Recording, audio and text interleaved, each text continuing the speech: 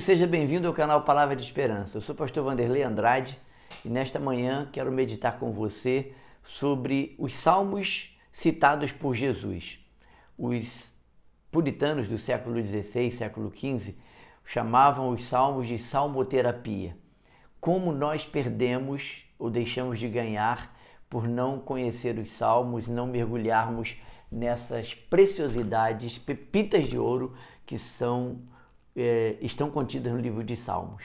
Eu quero citar apenas 8 citações para você entender o quanto Jesus valorizava o livro dos Salmos, chamado também de Saltérios. Aqui estão alguns exemplos. Salmo 22, versículo 1.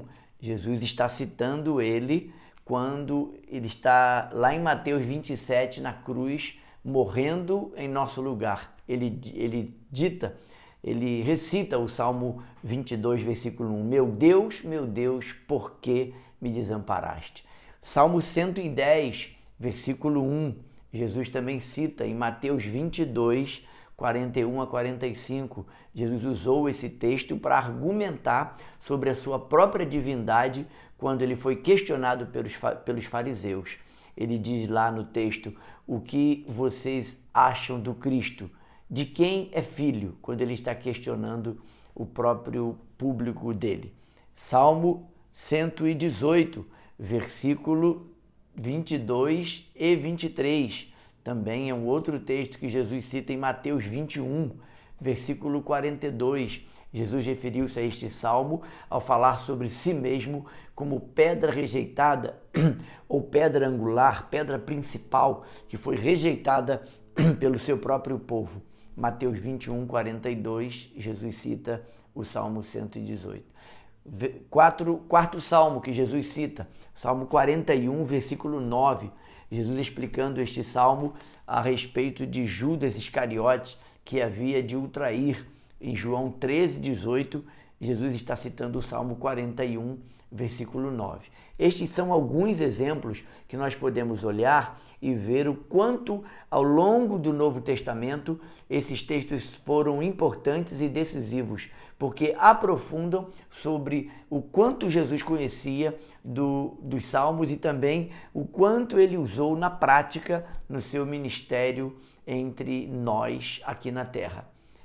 Mais uma citação, quinta citação, em Mateus 4 e Lucas 4, Mateus 4:10 e Lucas 4:8, Jesus está citando o Salmo 91, versículo 11 e 12, quando Jesus fala sobre onde Jesus rejeita a tentação de Satanás, querendo que ele seja adorado. Jesus em Mateus 4:10 está citando o Salmo 91. E a sexta citação em Mateus 22, versículo 44, onde Jesus está mais uma vez citando os salmos. Ele cita o Salmo 110, versículo 1, para explicar a sua relação como sendo o próprio Messias. Então ele usa o Salmo 110 para testificar da sua divindade e da sua messianidade. E a sétima citação de Jesus está em Mateus 26:30 e Marcos 14:26, onde Jesus é mencionado pelos seus discípulos e junto aos seus discípulos cantando um hino após a última ceia. Este salmo também está sendo citado por Jesus, Salmo 110, versículo 1. Jesus usa este salmo na citação de Mateus 26.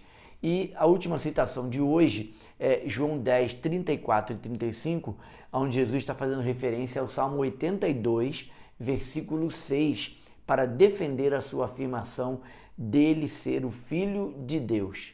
Aqui estão alguns exemplos e o uso dos salmos demonstram o quanto Jesus era conhecedor do Antigo Testamento.